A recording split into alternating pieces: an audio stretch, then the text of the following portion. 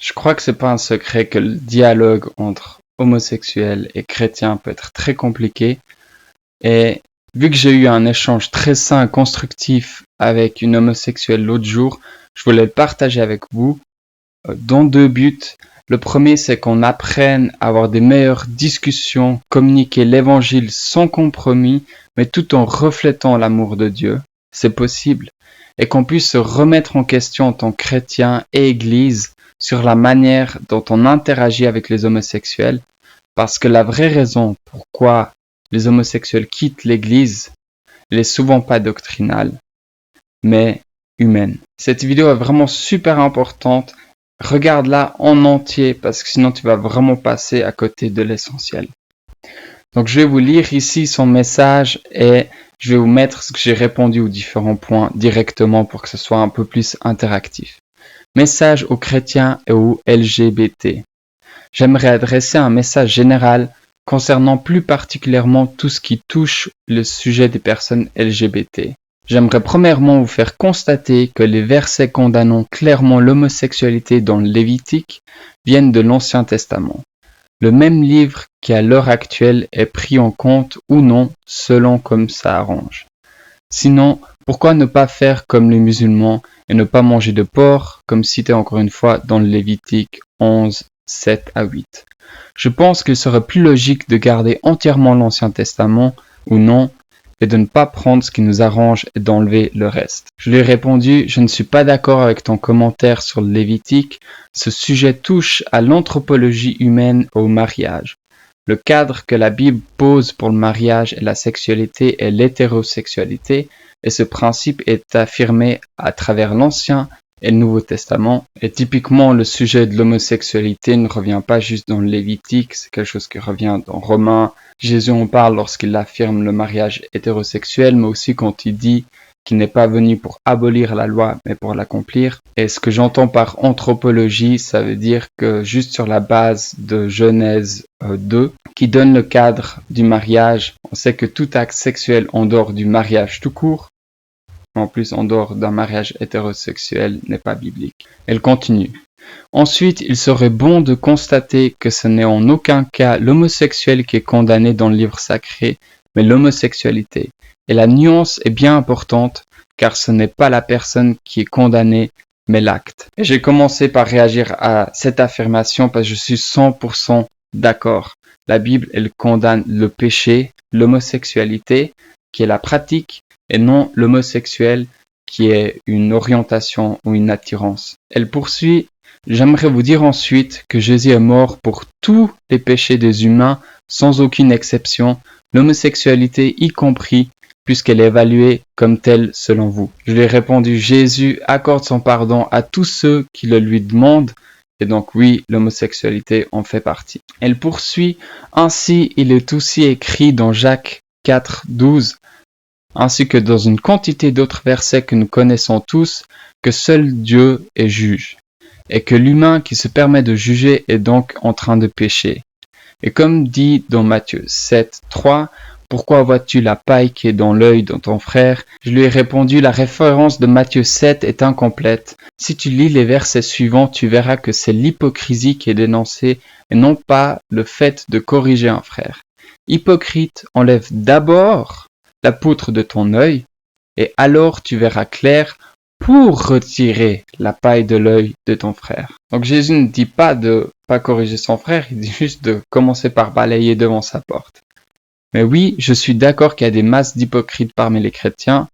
Par exemple, il y en a qui condamnent les homosexuels, mais qui vivent dans la pornographie. D'ailleurs, si tu luttes contre la pornographie, j'ai une playlist pour toi dans la description. Elle poursuit, pourquoi vous permettez-vous donc de juger toute personne faisant partie de la communauté LGBT et encore pire, de condamner ces personnes? J'accepte vos croyances, j'accepte que pour vous mon homosexualité soit un péché. Mais remettez-vous en question et rappelez-vous qu'il n'y a pas de petit ou de grand péché, que vous n'êtes pas meilleur que moi, que vous péchez chaque jour de votre vie. Pourquoi condamner plus les homosexuels que les menteurs? Pourtant Dieu sait qu'ils sont plus nombreux. Je ne crois pas en Dieu, mais j'adresse aussi ce message à toute personne de la communauté LGBT qui, eux, y croient ou ont envie d'y croire. Ne soyez pas aveuglés par la parole des hommes. J'ai pas réagi par rapport au grand et petit péché. Je l'ai dit, il est vrai que les chrétiens ne doivent pas juger ceux en dehors de l'Église. C'est 1 Corinthiens 5 qui nous montre très clairement ça. Il est vrai que Dieu seul juge, mais les chrétiens sont appelés à juger, corriger les autres chrétiens au sein de l'Église. Donc ceux qui veulent vivre selon la Bible. Je lui ai demandé si elle voyait la nuance. Elle a acquiescé après dans son commentaire. Elle continue. Vous avez le droit de croire en Dieu, le droit au paradis, le droit d'aller à l'église, le droit d'être qui vous êtes sans être jugé, et surtout, vous n'êtes pas condamné à l'enfer. Sans parler des thérapies de conversion qui existent et persistent encore et toujours. Nous sommes ce que nous sommes. Dieu vous aimera comme vous êtes, et vous n'êtes pas pire qu'un autre. Il nous a tous créés selon la Bible, alors par conséquence, il nous a créés comme nous sommes, y compris LGBT.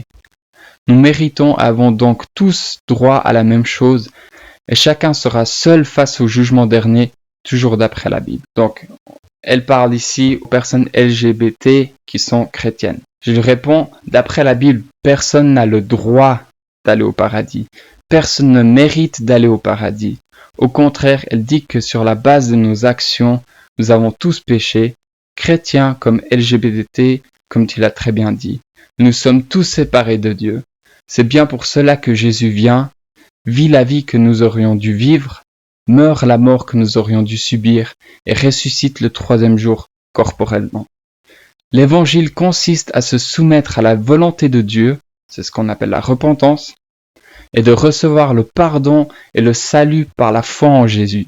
Cela implique que le menteur arrête de mentir et l'homosexuel de pratiquer l'homosexualité s'il veut vivre selon la Bible. Il continue.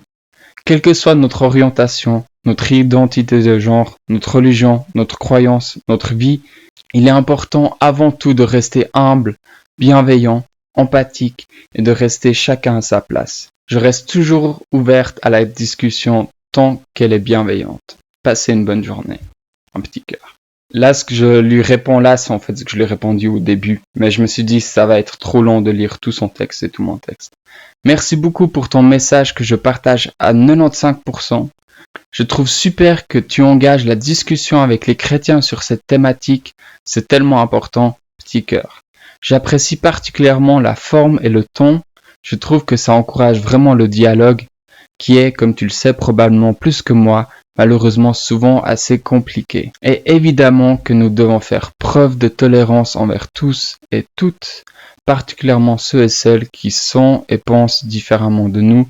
C'est un bon challenge pour grandir dans l'amour du prochain. Si tu es encore là, c'est super parce qu'elle va répondre. Ça va vraiment nous ouvrir les yeux sur, je crois, le véritable problème. Je vous lis ce qu'elle m'a répondu. Hello, merci pour ton message. Ce qui me dérange personnellement de mon vécu au sein de l'Église, c'est le manque de bienveillance qui vient de celui-ci. C'est souvent un jugement malveillant, seulement pour se sentir supérieur. C'est ce jugement malsain que je dénonce. Bien sûr que les chrétiens sont amenés à ramener leurs frères et sœurs sur le droit chemin, avec bienveillance. Tout est dans la façon de faire. Je pense qu'il est bon en effet de se regarder soi-même et de réfléchir à la façon dont les choses sont dites, plutôt que de juger de façon mal intentionnée son frère ou sa sœur. L'hypocrisie est quelque chose que j'ai beaucoup vu dans l'Église et très décevant quand on entend de tels textes avec si peu de personnes les suivant réellement. Mais encore une fois, prenons ce qui les arrange pour ne pas avoir besoin de se regarder en face et changer eux-mêmes tout d'abord. Pour conclure, ce qui me dérange sincèrement, c'est ce jugement de manière malsain que j'ai pu beaucoup voir. Ce manque d'acceptation de la personne telle qu'elle est et le manque d'amour pour chaque personne comme elle est. Franchement, ça fait super mal de lire ces paroles. J'accepte les croyances des chrétiens malgré que je ne les partage pas. Je comprends que l'homosexualité puisse paraître un péché ou quelque chose de mauvais ou immoral pour certains, même si je ne me sens pas comme ça. Je ne partage ni les croyances ni les pensées chrétiennes, mais j'accepte et je comprends que l'on puisse penser ça. Je trouve très dommage tous les témoignages LGBT qui se sont sentis rejetés ou pas acceptés au sein de l'Église, car ils y ont droit comme tous. Amen. C'est tellement important qu'on reçoit ces gens dans nos églises. Dieu les aime autant que les autres. Amen à ça aussi. Je pense que c'est un changement nécessaire et pas seulement par rapport à l'homosexualité, mais ce jugement malsain général qui peut planer, où c'est plus une course à qui est le meilleur en écrasant l'autre. Merci beaucoup pour ton message constructif. Que du love pour toi aussi, petit cœur. J'espère que vous avez vraiment tout écouté parce que je crois que c'est un message super important. Si t'as apprécié, like, abonne-toi et partage ce message parce que je crois qu'on doit vraiment grandir dans l'amour pour les personnes LGBT. On doit leur témoigner l'amour du Christ comme à toute autre personne. Et on a du chemin à faire.